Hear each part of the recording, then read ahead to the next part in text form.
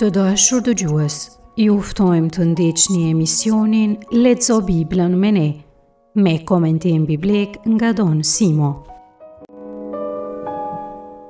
Te takimi i sotshëm, Lexo Biblën me ne do të lexojmë pjesë nga libri i Zanafilës, kapitujt 10 deri 11. Leximin e tekstit do ta bëj Dafina Maksuti nga Gjakova. Një katekez mbi këtë tekst do ta ofroj Petri Kalame nga Bilishti, Famullia e Korçës. Kapitujt 10-11 të Zanafilës përfundojnë pjesën e parë të krejt librit të Zanafilës, që kanë si qëllim të flasin mbi prejardhjen e rruzullimit dhe prejardhjen e njeriut. Cila është prejardhja e rruzullimit? Është Zoti e krijoi. Krijoi gjithçka, qiellin, tokën, gjithçka tjetër, njeriun si krijesën e funit dhe më të mirën prej të gjithave që kishte krijuar. Dhe gjithçka ishte e mirë. Por papritmas, mbi tokë hyn mëkati. Pjesa e keqe, negative, që Zoti nuk e kishte krijuar. Mëkati del prej krijesës, për arsye një fije të pakuptueshme, siç kemi parë. Adami dhe Eva mëkatojnë, Kaini bret vllain, Noehu gjithashtu mëkaton pas përmbytjes. Mirë po para përmbytjes ishin mëkatar të gjithë njerëzit e mbretërisë së Noehut. Atëherë edhe tek kulla e Babelit do të shohim, gjejmë tendenca mëkati. Ja vlen pra të ndalemi një fije para se të lexojmë tekstin e t'i themi disa gjëra lidhur me mëkatin. Mbi mëkatin mund flitet prej pikpamjeve të ndryshme, unë shpjegimet që po ju përcjell i marr tek mësimet e disa profetëve, sidomos te Isaia dhe Jeremia. Do të përmendim edhe ndonjë profet tjetër. Do të ndalemi sot në 3 tema. E para do ta konsiderojmë mëkatin si diçka që ka karakteristika universale, që depërton në thellësi të qenies njerëzore. Tek e dyta do të themi diçka mbi natyrën e mëkatit. Tek e treta do të veçojmë disa mëkate specifike që profetët denoncojnë. Por mbi mëkatin do të flasim prapë edhe tek ndonjë takim i ardhshëm Lexo Biblën me ne. Do të flasim në mënyrë specifike, por patjetër duke komentuar tekste tjera, do të kemi rast të flasim përsëri dhe në pikpamje nga më të ndryshme mbi çështjen teologjike të mëkatit, që sikur se tham, hyn në Bibël një fije papritur dhe pa dëshiruar. Mëkati depërton në thellësi të qenies njerëzore, përshkon mbar njerëzimit. Kjo është pika parë që po komentojmë. I gjithë njerëzimi është i zhytur në mëkat dhe askush s'është i liruar prej tij.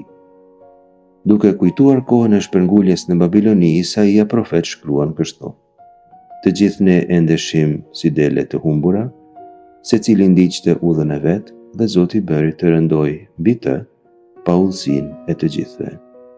Mbi të është fjala mbi Izraelin.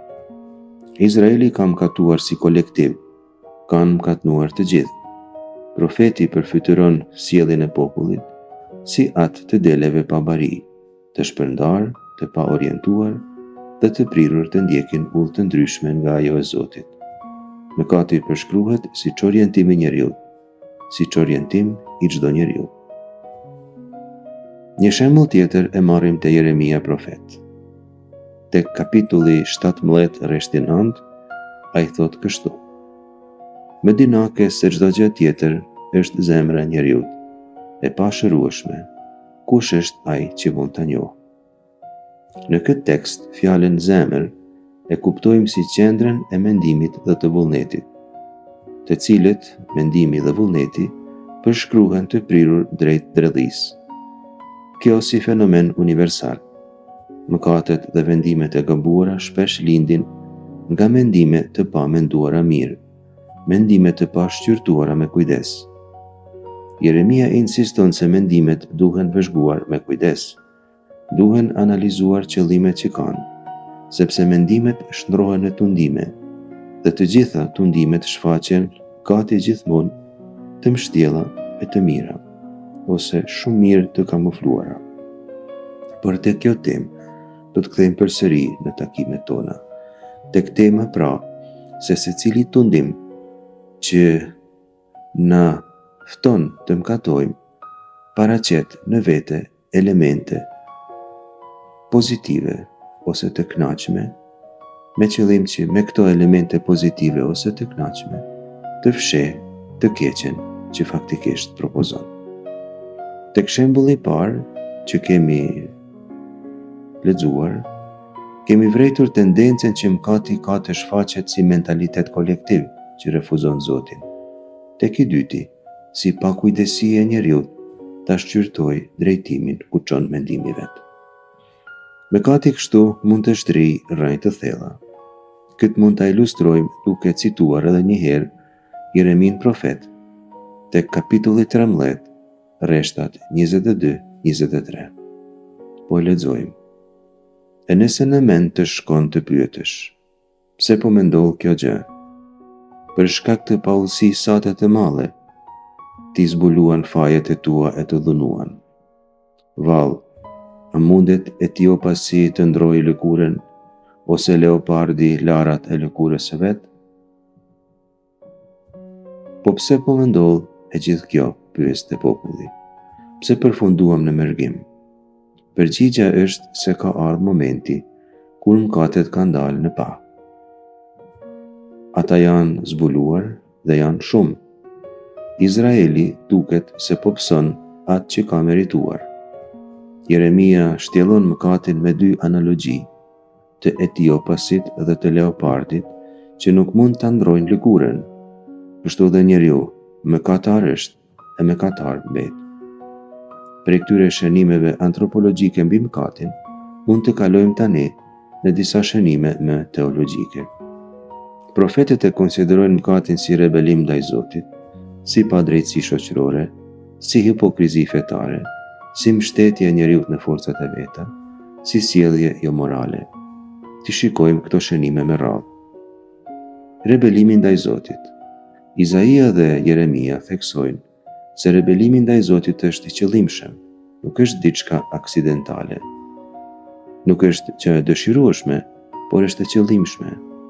Të japim dy shembuj.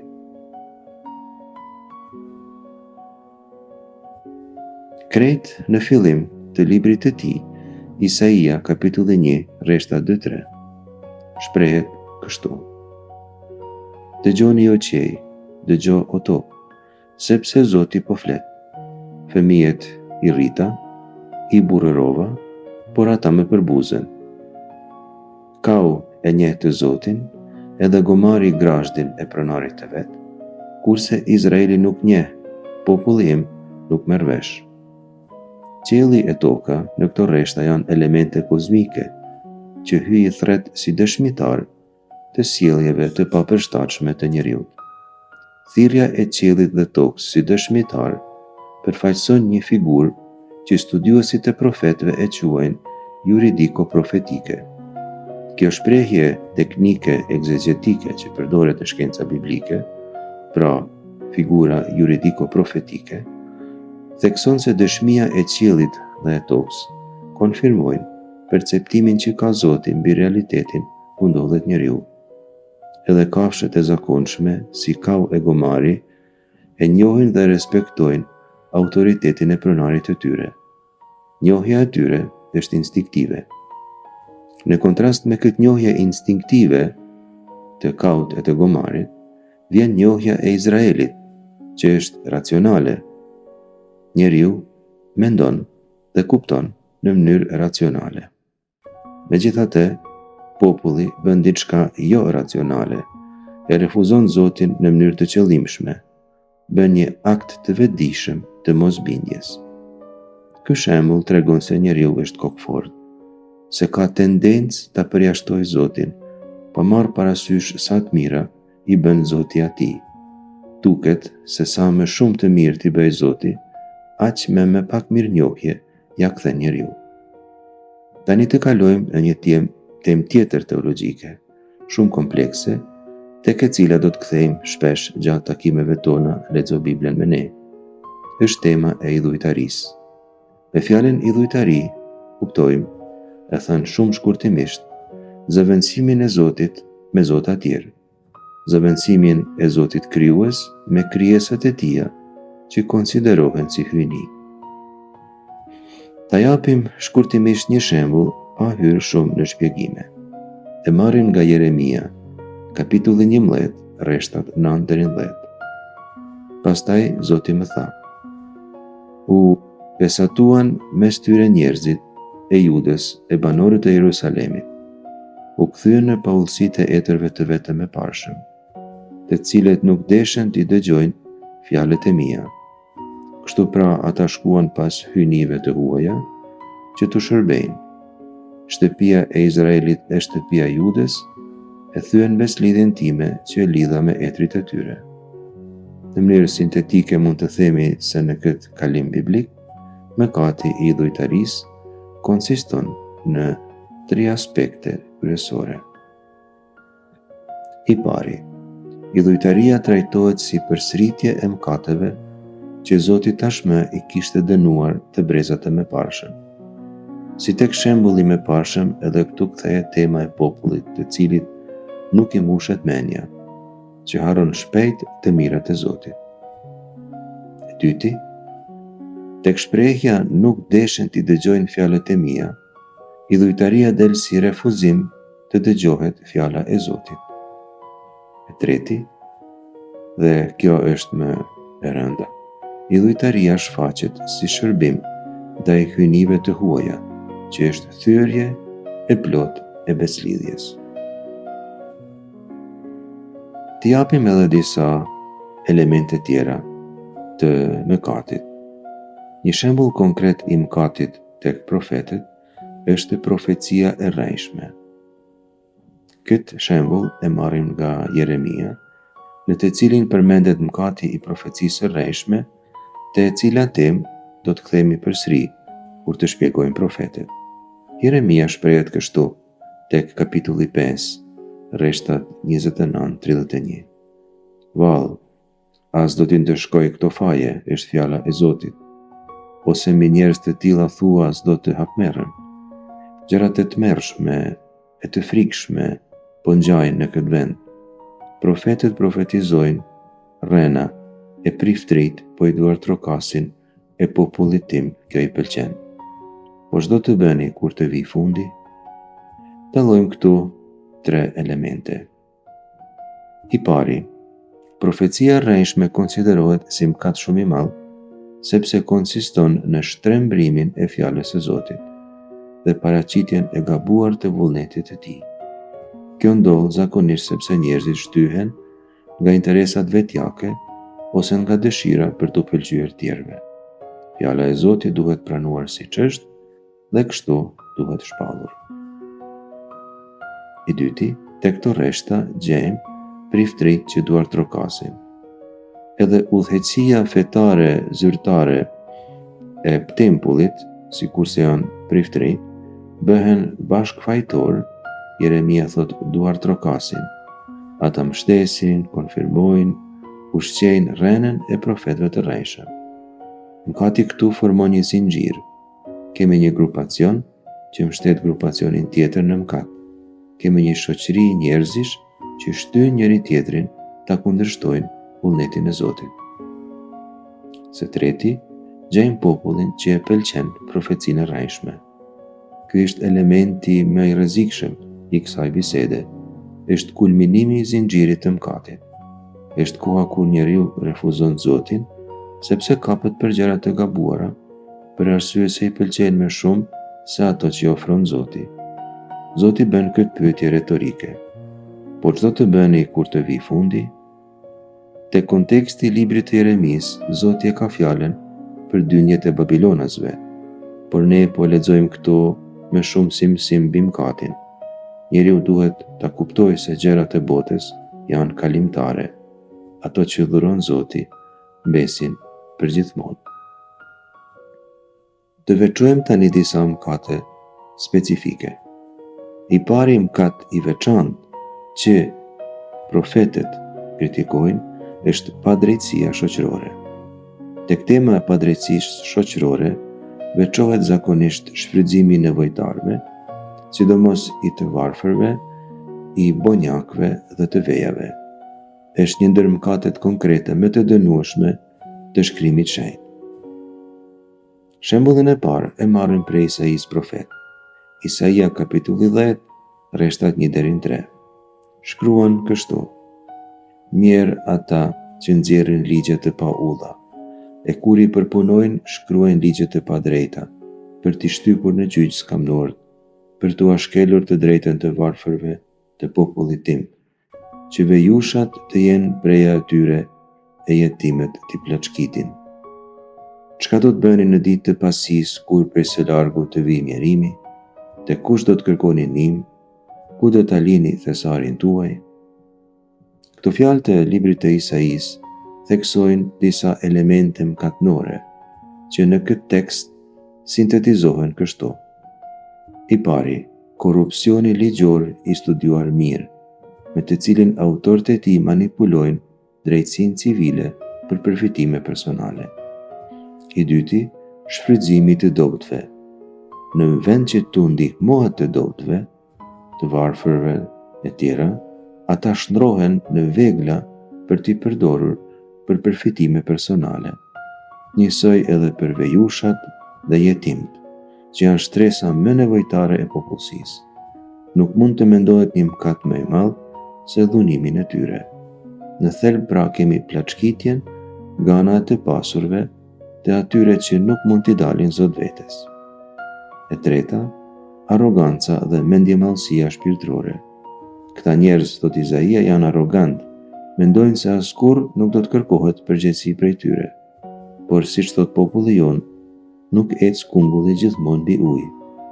Së fundi, në vend që të pasurit të mbështeten te Zoti, ata themelojnë jetën e tyre tek pasuria pa ndershme. Këtë sistem pa drejtësie Zoti nuk e toleron. Ose herët, ose vonë e gjen mënyrën ta shkatërrojë. Një tjetër mëkat që profetët akuzojnë është hipokrizia fetare. Fjala hipokrizi vjen prej fjalës greke hipokrisis, që do të thonë simulim. Është një farë aktrimi, kur personi e paraqet veten në një formë zakonisht pozitive dhe fsheh të vërtetën e tij me kujdes, si në mantel, thoshte Dante Alighieri, kur përshkruante hipokritët. Në shqip e quajmë edhe dyftërsi ose farizaizëm, është një ndër mëkatet shpirtërore më të urryeshme të beslidhjes së vjetër. Nuk duhet të paraqitemi para tjerëve, por sidomos para Zotit, ashtu si nuk jemi. Nuk duhet të paraqitemi të mirë, duhet të jemi të mirë. Po japim ndonjë shembull. Isaia kapitulli 1, rreshti 11, atëherë dhe rreshtat 16 dhe 17 që po lexojmë, e përshkruaj një fije këtë mëkat. Ç'më duhen flitë tuaja të panumërta, thot Zoti. Jam ngopur me fli shkrumbimi deshësh, me dhjam bagtish të majura, e gjak demash, qengjash, e cjepsh nuk dua. Lahuni, pastrohuni, hiqeni fajsin tuaj prej syve të mi. Pushoni të bëni keq, mësoni të bëni vepra të mira. Kërkojeni drejtësinë, ndihmoni të shtypurit, jepeni të drejtën bonjakut, mbrojeni të vejen. Ku qëndron mëkati tek këto rreshta? E para, ndarje totale midis jetës fetare dhe jetës morale. Izraeli vazhdon të ofrojë fli, gjak, dhjam e tjerë, fli të kërkuara nga vetë Zoti në ligjin e Mojsiut, por Zoti i refuzon të gjitha. Zoti nuk ankohet se kanë pushuar të kushtojnë fli, por se krahas me flit bëjnë edhe padrejtësi. Prandaj ritet që ne bëjmë, i bëjmë jo pse Zoti ka nevojë për to, por pse ato, dhe kjo është pika 2, na ndihmojnë neve të ndryshojmë. Është e kotë nëse bëjmë fli të ndryshme dhe ne nuk ndryshojmë as pak. Flijimet dhe ceremonialet kanë humur çdo kuptim, janë bërë rutinë e zbrazët. Njerëzit besojnë se duke kryer veprime fetare të tilla, mund ta blejnë ndërthojza aprovimin e Zotit. E treta, indiferenca ndaj drejtësisë sociale. Kjo temë përsëritet edhe këtu. Kërkojeni drejtësinë, ndihmoni të shtypurit, jepini të drejtën bonjakut, mbrojeni të vejen. Po jap së fundi edhe një shembull tjetër prej librit të Amosit. Nuk po e komentoj dhe me këtë po përfundoj këtë paraqitje. Thot Amosi kështu te kapitulli 5, rreshtat 21-24. I urrej, i përbuz festimet tuaja. Nuk u kënaqem të kremteve tuaja, po dhe në me kushtov shiflish grumbimi, kushtimore tuaja si pranoj, as që i shikoj flite majme për pajtim. Ma largoni zhurmën e këngëve tuaja, s'dua të ndijej zërin e lyrave tuaja, me mirë të rrjell si ujë e drejta, si lumi që shterr drejtësia. Nga libri i Zanafilës, kapitulli 10, rreshtat 1 deri në 6. Këta janë pasardhësit të bijeve të Noehit, Semi, Kami e Jafeti. Këtyre pas përmbytjes u lindën fëmijë, bijt e Jafetit, Gomeri, Magogu, Madai, Javani, Tubali, Mosoku e Tirasi. Bijt e Gomerit, Askenezi, Rifati, Togërmai. Bijt e Javanit, Elisai, Tarsisi, Cetimi dhe Rodanimi. Prej këtyre u ndan popujt në përrydhesa, në krahinat e veta, secili sipas gjuhës së vet dhe sipas barkut të vet, në kombësi të vet. Bijt e Kamit, Kusi, Mesraimi, Futi dhe Kanaani. Kapitulli 10-11 të Zanafilës përbën një njësi letrare dhe teologjike me cilën përfundon pjesa e parë e Biblës. Historia e priardhjes së qiellit, tokës dhe gjithçka është në të. Këto kapitull lidhin tregimin e përmbytjes, Zanafilla 6:9, me thirrjen e Abrahamit, Zanafilla 12:1-3. Kapitulli 10 rrëfen shpërndarjen e njerëzimit në tokë, ndërsa kapitulli 11:1-9 e paraqet këtë shpërndarje përmes mendimëllësisë njerëzore dhe pakënaqësisë së Zotit karshi kësaj mendje të madhe të njeriut. Nga ana letrare këto dy kapituj mundohen të shpjegojnë çfarë ndodhi me njerëzimin pas dëbimit të tij prej kopshtit të Edenit. Kur të vazhdoj me tregimin e Abrahamit, në çfarë gjendje do të jetë njeriu? Të fillojmë pra me kapitullin 10 të Zanafilës.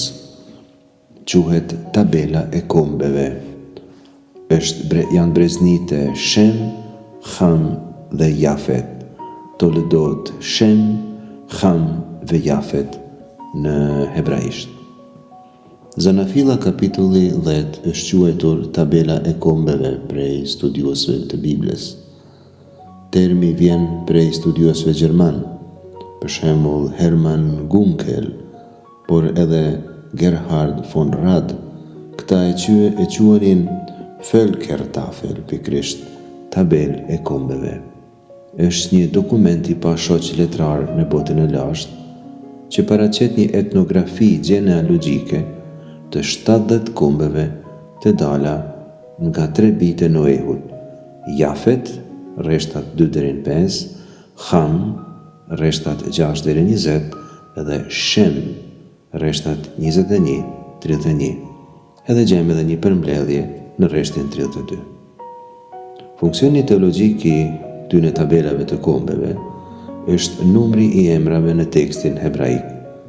Me ndonjë variant të vogël, ky numër është 70. Numri 70 është simbolik, përputhet me 70 pleqtë e Izraelit që përmenden te kapitulli 24, rreshti 1 i librit të Daljes. 70 antarë të familjes së Jakobit që zbritën në Egjipt, Zanafila 4:6-27. Edhe tekste jo biblike marrin simbolike në numrin 70, për shembull 70 bijtë e Elit në disa tekste ugaritike. Nuk është rasti tani të shpjegojmë se për çfarë tekstesh është fjala. Këtu me rëndësi është kthimi i shpesht i numrit 70 në tekst. Numri 70 përdoret për të shënuar plotësi, në këtë rast pra tërësinë e kombeve të botës, të ardhura si trashëgimi e Noehut pas përmbytjes. Zoti e bekon Noehun. Hyi e bekoi Noehun dhe bijtë e tij e u tha: "Jini të pleshëm, shumohuni dhe mbusheni tokën." Tek Zanafila kapitulli 9 rreshti 1. Shumë kombe pra janë bekim. Këta janë të gjithë pasardhësit e Noehut. Edhe kombet janë krijim i Zotit. Të gjitha kombet e botës janë të krijuara për të jetuar së bashku në paqen e krijesës së Zotit. Bijtë e Jafet tek kapitulli 10 rreshta 2-5 janë popujt që ne sot i konsiderojmë si popullata indo-europiane. Për shembull, Gomer janë Kimeriant, Galatet. Magog janë popullatat e veriut të detit të Zi. Madajin janë Medianitet. Javanin janë Jonjant ose grekt. Tubalin dhe Meshech janë popuj anatolian. Dhe Tirasin, ndoshta Trakia, janë popuj të brigjeve të detit. I referohen popujve të ishujve dhe bregdetarë të Mesdheut. Djali tjetër, Ham, tek kapitulli 10 rreshta 6-20, përmendin popullata që përfaqësojnë fuqitë e mëdha të qytetërimeve që rrethonin Izraelin. Kush është Etiopia, Egjipti, Mizraim, Put është Libia dhe Kanaani. Tek rreshta 8-12 gjejmë një tregim mbi Nimrod, që është vetmja pjesë në prozë të këto kapituj. Nimrod përshkruhet si gjahtar i fortë, por funksioni i tregimit këtu është misterioz. Mund të funksionojë si analogji për të përshkruar ndonjë realitet tjetër, ndoshta hyjnin e luftës, Ninurta të Babilonisë, ose edhe mbretin Tukulti Ninurta i parë të Asirisë. Çfarë do qoftë roli i këtij tregimi? Themelimi i qyteteve Babel, Erech ose Urukut dhe Akadit e lidh Nimrodin me vetë qytetërimin që do të gjykohet në Zanafilën kapitullin 11. Jepet përshtypja se edhe pas përmbytjes, dhuna ka vazhduar të jetë e pranishme në tokë. Tek rreshtat 15-19 përmenden popujt e Kanaanit, Sidoni, Heti ose Hititët dhe qytetet e ndryshme. Ata trashëgojnë tokën e premtuar. Kjo thekson besnikrinë e Zotit ndaj premtimit të dhënë. Birt e Shem tek kapitulli 10 rreshta 21-31. Gjenealogjia e Shem ose Semit si e quajmë ne është e strukturuar ashtu që të kulmoj te Eber, te Eberi. Është një eponim Eber. Me këtë fjalën kuptojmë personin për të cilit merr emrin qyteti, populli ose edhe një kom tjetër, pra me fjalën eponim. Eber është eponim për ibrimve, për hebrenjve. Në gjenealogji kemi edhe një personazh tjetër që e quajmë Peleg. Sipas studiosëve, ky është eponim për Babel. Lista e tërë sjell tek Abrahami. Tregimi i kullës së Babelit që vjen është një paraprirje për ciklin e Abrahamit. Kapitulli 10 pra, për të përfunduar, tregon për hapjen e përsosur të popullatave që kanë ardhur mbi tokë pas përmbytjes të gjithë pasardhës të Noehut. Popullata është krejtësisht mirë e përhapur, mirë po si do të shohim me një herë tek rasti i kullës së Babelit, lind një çështje e papritur në të cilën Zoti detyrohet të ndërhyjë.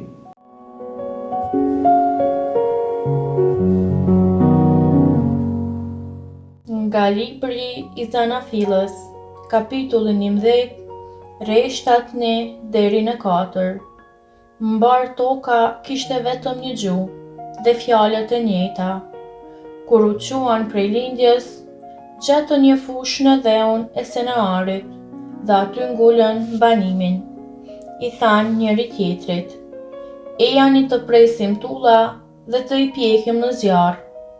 Tullat i përdorën në vend të gurëve e bitonin në vend të llaçit dhe thanë: "Ejani ta ngrehim për vete një qytet dhe perg, maja e secilës do ta prek qiellin.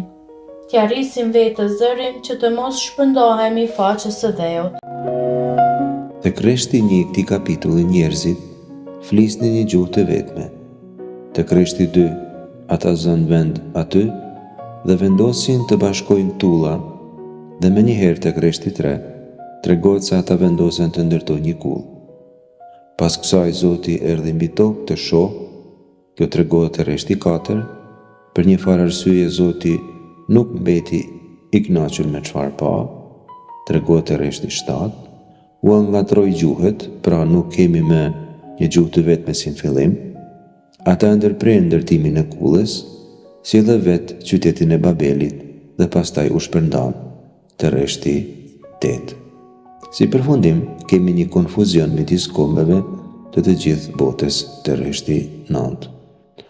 Sipas një biblisti britanik, Gordon Wenham, në qendër të këtyre rreshtave është vizita e Zotit punimeve të kullës. Diçka mund të duket e bukur dhe madhështore para syve të njerëzve, por nuk ka aq rëndësi si duket para njerëzve. E rëndësishme është si duket para Zotit. Ai është kriteri i vlefshmërisë së gjërave që bëhen. Pra, rreshtat 3-4 mund t'i titullojmë qyteti dhe kulla. Në kulturën mesopotamike ekzistonte ideja e një tempulli me shkallë që quhej zigurat, e shumë e famshme kjo në arkeologjinë, sidomos të Mesopotamisë. Zigurat kishte për qëllim të lidhte idealisht qiellin me tokën. Sipas studiusve të kësaj periudhe, arkeologëve sidomos, qëllimi i zigurat ishte të bënin të ngriteshin deri në qiell si me do farë shkallash, por është e mundur që shkallat e kësaj godine për kulturën mesopotamike kishin si qëllim të manipulonin zotat që ata më lehtësisht të zbritnin në tokë. Është e mundur se Shkrimi i Shenjtë e interpreton këtë vepër të njerëzve si tentativë të manipulohej Zoti. Ndërtuesit e shprehin kështu arsyen e ndërtimit të kullës. Ejani ta ngrejmë për vete një qytet dhe pirg, maja të cilit do të prek qiellin. T'ja rrisin vete zërin që të mos shpërndahemi faqes së dheut. Kështu te rreshti 4. Këtu preken 2 elemente teologjike delikate. E para, dëshira për të trashëguar një emër, famë, pasardhës. Gabimi i njeriut është që t'ja madhrojë vetvetes emrin e vet, por kjo kundërshton premtimin hyjnor tek Zanafilla kapitulli 12 rreshti 2, kur Zoti thot: "Do ta bëj të madh emrin tënd." I takon Zotit ta bëj të madh emrin e njeriut. Njeriu nuk mund t'ja rrisë emrin vetvetes. E dyta është frika nga shpërndarja. Zoti i ka urdhëruar njeriu të shtohet, të shumohet dhe të mbush tokën. Zanafilla kapitulli 1 rreshti 28 dhe kapitulli 9 rreshti 1. Njerëzit duhet të shpërndahen sepse nuk mund të jetojnë të gjithë në një kull. Mosbindja e Zotit sjell me vete natyrisht shpërndarjen e njerëzve. Zoti vjen dhe merr një vendim. Rreshtat 5 deri në 7. Ulja e Zotit në tokë tek rreshti 5 është një rast ironik. Aq lart në qiell e kanë lartësuar kullën, sa që Zoti detyrohet të ulet në tokë ta gjejë. Njeriu mendon se ka bërë një gjë të madhe, ashtu i duket atij, por ajo është krejt e vogël dhe e pavlerë. Zoti flet me vete, një mend që e ka një popull. dhe pas kanë vetëm një gjuhë. Ky është fillimi i veprimtarisë së tyre, dhe tani e tutje nuk do ta kenë vështirë të kryejnë gjithçka të sunojnë. E janë pra të zbresim e t'u apshtjellojmë këto gjuhën e tyre, që të mos mund të merren vesh me njëri tjetrin. Zoti ka frikë se njeriu mund të organizojë jetën e vet, duke u mbështetur në rregullore që veti cakton. Ai u ngatron gjuhët që këtë vetë rregullim të jetës të mos i arrijë. Kjo do të thonë se ngatrimi i gjuhëve është një nder që Zoti u bën, është një ndihmë, se përndryshe, sikur njeriu t'ia kishte arritë ta bazojë jetën e vet në rregullore të caktuara prej vetvetes, me siguri do të kishte arritur tek vetëshkatrimi.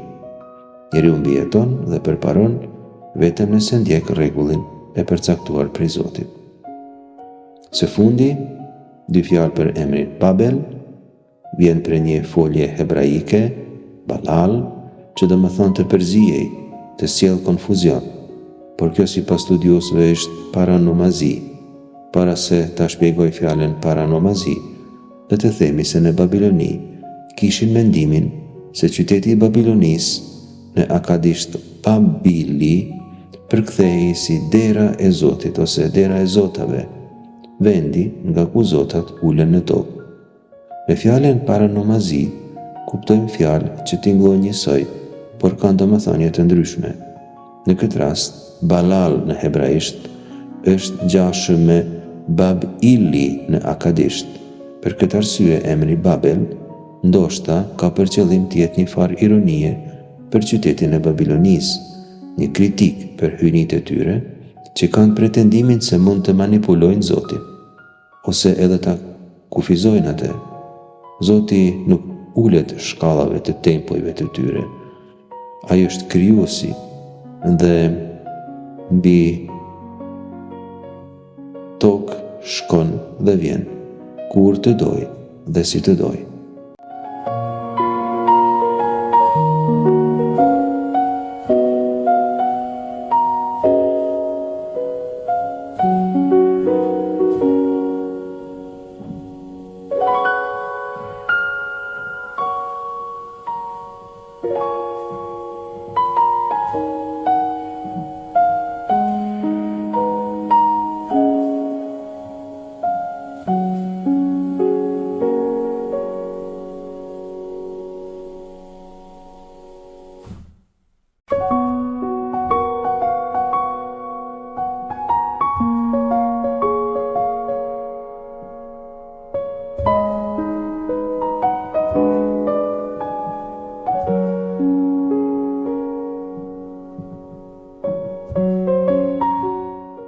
Nga libri i Zanafilës, kapitulli 11, rreshtat 5 deri në 9.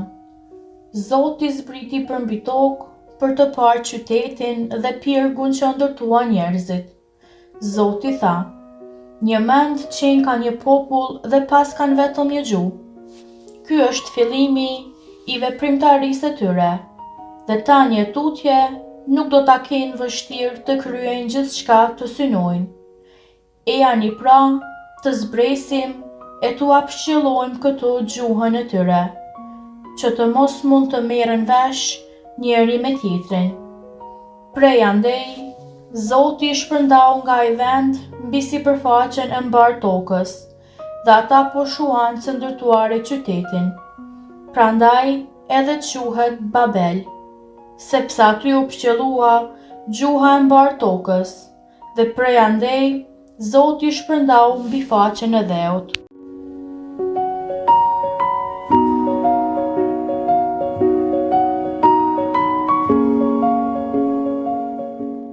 Kështu kemi lexuar tabelën e kombeve dhe tregimin e ndërtimit të kullës së Babelit, siç e gjejmë te kapitujt 10 edhe 11 të librit të Zanafilës. Cilët mund të jenë disa konkluzione teologjike që marrim prej këtyre dy kapitujve? I pari, tema e krijimit, bekimit dhe shpërndarjes së popullsisë. Zanafila kapitujt 10-11 zhvillon bekimin e krijimit që gjejmë tek Zanafila kapitulli i parë, rreshti 21, kur Zoti krijon njeriun, ai u thot kështu: shtohuni, e shumohuni, e mbusheni token, dhe sundojeni atë. Bëhuni zotruesit e peshqve të detit, të shpenve të qiellit, dhe të çdo gjallëse që lëviz përmi tokë. Tabela e kombeve tregon përmbushjen e këtij bekimi. Janë 70 popull që e mbushin tokën. Historia e Babelit, nga ana tjetër, tregon rrezikun e thyerjes së këtij bekimi, të përmbysjes së tij. Zgjedhjen e jetesës në uniformitet në vend të popullimit të tokës. Toka jo e populluar do të ishte e kotë. Zoti e ka krijuar tokën me qëllim që njeriu ta popullojë. Është një urdhër që njeriu merr, të shtohet dhe të shumohet dhe ta popullojë tokën. Këtë urdhër njeriu duhet ta zbatojë. Një tjetër temë teologjike e kemi çështjen e dygjuhësisë.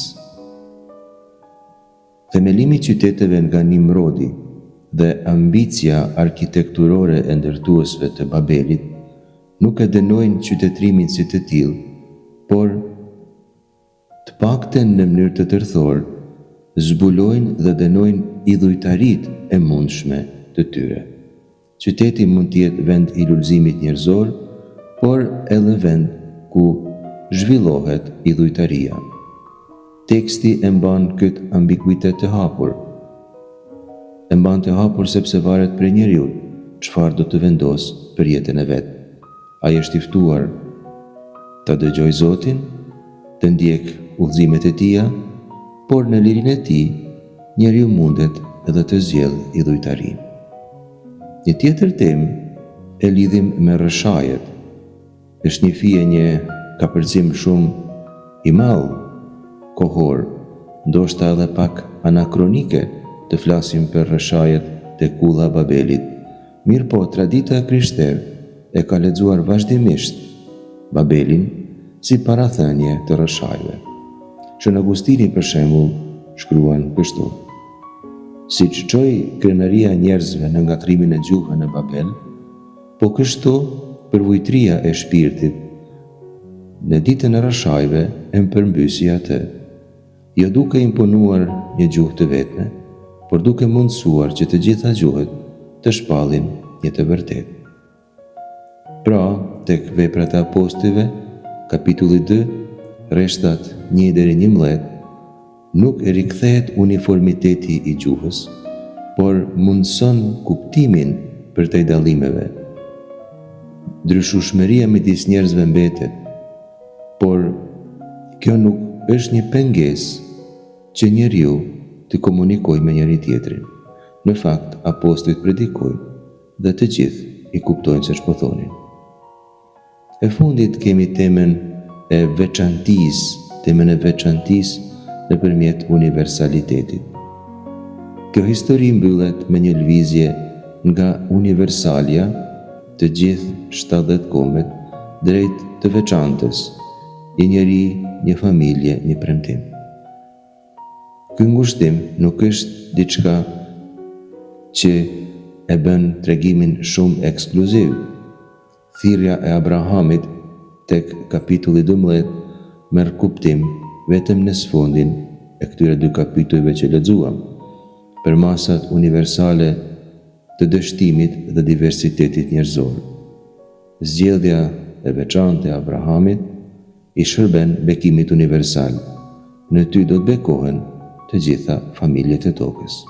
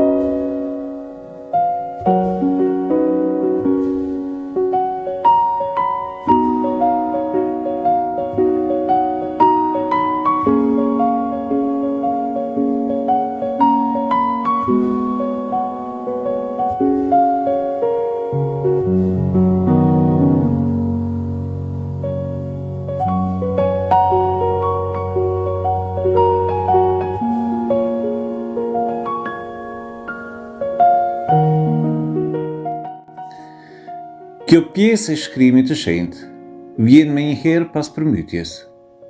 Pasardhësit e Noeut ishin Semi, Kami dhe Jafeti. Prej tyre dolën popujt që u vendosën sipas vendeve të tyre, dhe secili sipas gjuhës së vet, sipas familjeve dhe kombeve. Kjo pjesë e shkrimit të shenjtë na tregon se të gjithë i përkasim një familje. Bijtë e Jafetit u vendosën në Bregdet, dhe prej tyre dolën popujt bregdetar. Bijtë e Kamit u vendosën në tokën e Shinarit. Bijtë e Semit u vendosën prej Meshait deri në Sefar, një mal në lindje. Pas përmbytjes, kombet u përhapën në tokë prej bijve të Noeut. Edhe pse u përhapën në kombe të ndryshme, të gjithë flisnin të njëjtën gjuhë, thonin të njëjtat fjalë.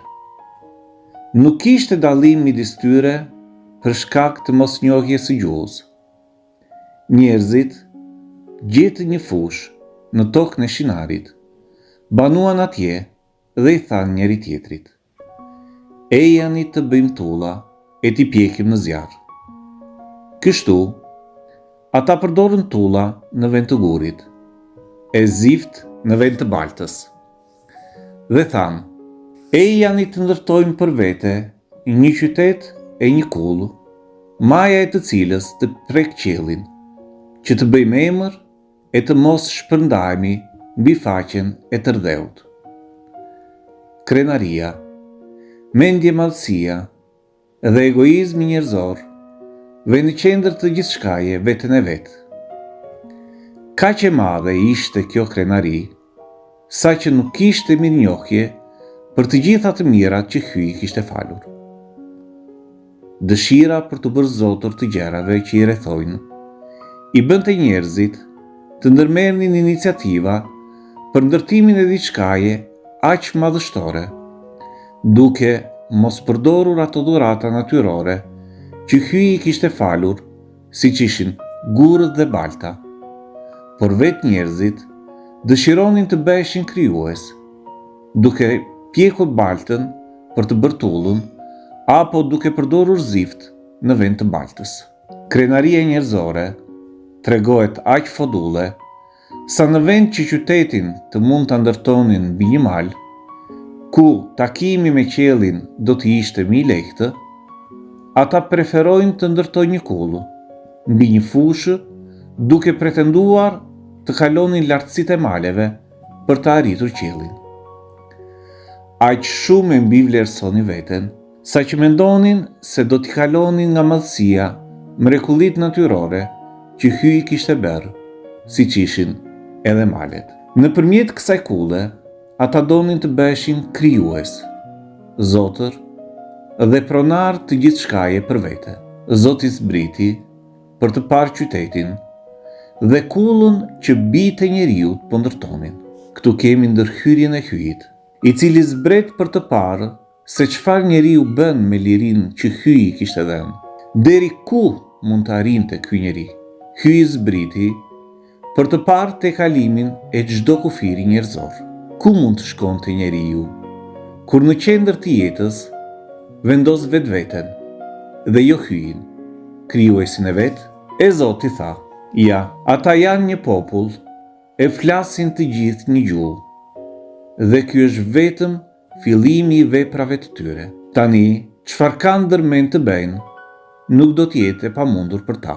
Ejani të zbresim, e mu atje t'ua përzjejmë gjuhën, që të mos e kuptojnë gjuhën e njëri tjetrit." Atëherë Zoti i shpërndau njerëzit në të gjithë botën, dhe ata reshtën së ndërtuari qytetin dhe kullën. Shkrimi i shenjtë na flet qartë.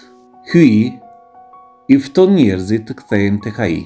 Gjuhët janë simbol i limiteve që njeriu nuk duhet të kalojë, pasi te kalimi tyre është në dëm të vetë njeriut. Zotit nuk i pëlqen ndasia, por është e keqe njësia që si parim ka dhunën. Vetëm Zoti ka tagër e mundësi t'ua shpartalloj synimet njerëzve pa i shuar. Nuk është qortim, por thirrje. Hyi i thret njerëzit të lejnë veten e tyre, duke i lejuar hyjit të veprojnë në jetën e tyre, sepse hyi nuk është larg që të ketë nevojë për kulla që ta takosh. Është zëri një hyji që nuk lodhet duke na kërkuar, një hyj që nuk thot rregullohu dhe pastaj eja, por eja ashtu siç je. Kjo thirrje na bën të kemi kujdes, të mos bëjmë vepra të mira para njerëzve vetëm për të dukur dhe për të ndjerë mbi të tjerët. Shkrimi i Shenjtë na bën të kuptojmë se dhe në ditët e sotme përjetojmë të njëjtat gjëra, sepse të gjithë i ngjasojmë kullës që duam të dukemi, të vlerësohemi, të pranohemi. Edhe kur bëjmë mirë, edhe kur lutemi, mund ta bëjmë për të dukur. Mund të bëjmë mirë për të marrë lavdërime. Hyi na fton të shikojmë zemrën. Jeta nuk është teatër.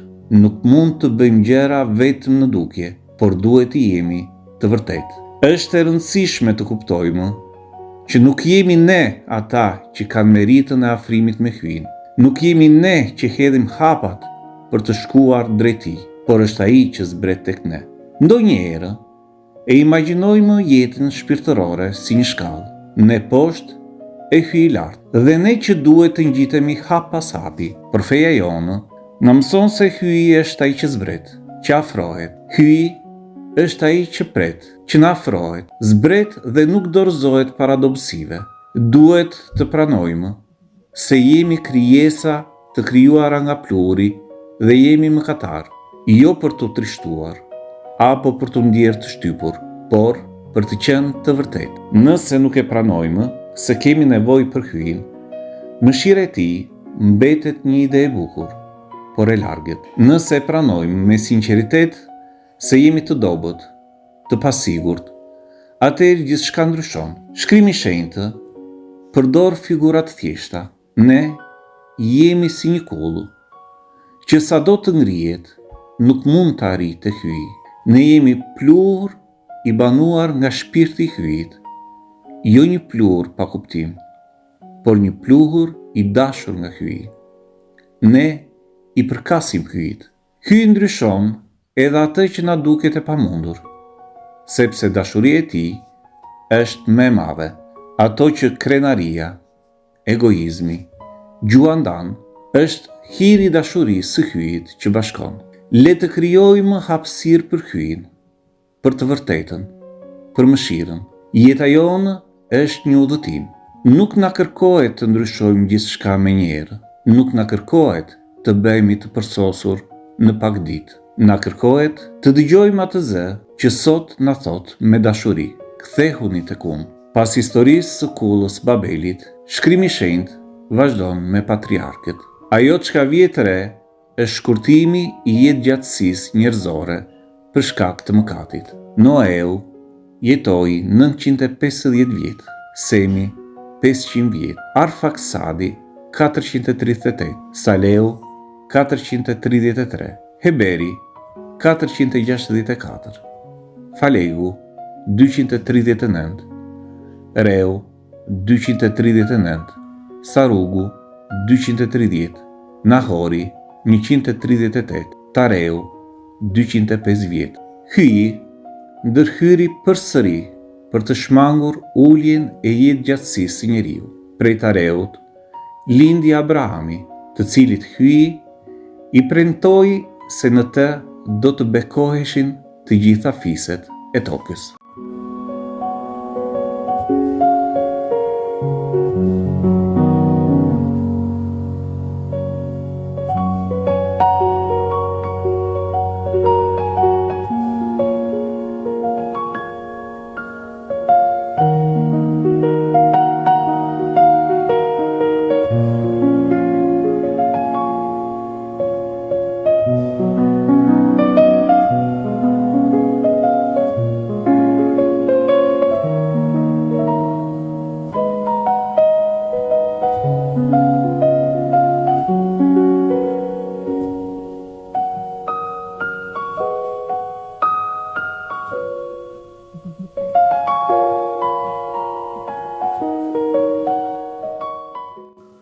Në takimin e ardhshëm fillojmë leximin e ciklit të Abrahamit. Do të lexojmë herën tjetër Zanafillën kapitujt 12 deri në 17. Këto kapituj kanë disa elemente teologjike të rëndësishme edhe për kuptimin e disa pjesëve tjera të rëndësishëm të shkrimit të shenjtë, si të beslidhjes së vjetër si të beslidhjes së re.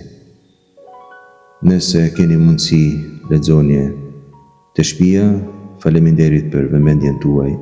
Zoti ju bekoft.